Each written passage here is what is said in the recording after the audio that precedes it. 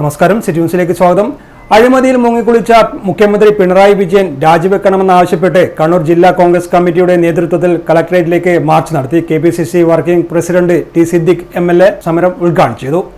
അഴിമതിയിൽ മുങ്ങിക്കുളിച്ച പിണറായി സർക്കാർ കേരളത്തെ മയക്കുമരുന്നിന്റെ ഹബ്ബാക്കി മാറ്റിയിരിക്കുകയാണെന്ന് ടി സിദ്ദിഖ് പറഞ്ഞു. ശ്രീ പിണറായി വിജയൻ ലഹരി ഒരു യാഥാർത്ഥ്യമാണെന്ന് പറയേണ്ടി വന്നതായ സാഹചര്യം നിങ്ങൾ വഴങ്ങിക്കൊടുത്തു. നിങ്ങൾക്ക് എല്ലാ ഇൻഫർമേഷനും ഉണ്ടായിരുന്നു.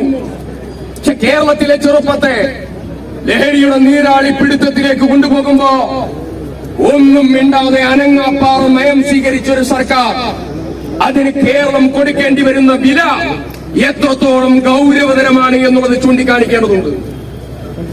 ഇന്ന് എവിടെ എത്തി കേരളം? കേരളത്തിന്റെ അസംബ്ലിയിൽ 3 അടി ശ്രീ സജീവ് ജോസഫ് ഇവിടെ ഉണ്ടല്ലോ.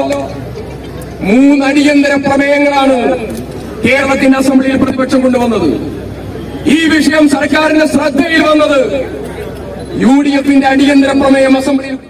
DCC president advocate Martin George ഉദ്ഘാടന ചടങ്ങിൽ അധ്യക്ഷത വഹിച്ചു. ഉദ്ഘാടന പ്രസംഗം കഴിഞ്ഞ ഉടനെ സമരക്കാർ കളക്ടറേറ്റ് കോമ്പൗണ്ടിനകത്തേക്ക് തള്ളിക്കയറാൻ ശ്രമിച്ചു. തുടർന്ന് പോലീസ് ജലപീരങ്കി പ്രയോഗിച്ചു.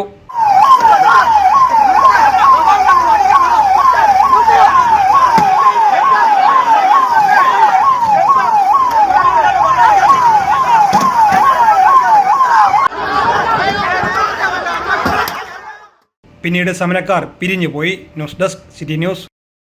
കൂടുതൽ വാർത്തകൾ അറിയുവാൻ സിറ്റി ചാനൽ വാട്സ്ആപ്പ് ഗ്രൂപ്പിൽ ജോയിൻ ചെയ്യുക. ഒപ്പം YouTube ചാനൽ സന്ദർശിക്കുക. വാർത്തയുടെ അവസാനിക്കുന്നില്ല. മറ്റൊരു വാർത്തയുമായി വീണ്ടും കാണാം. നമസ്കാരം.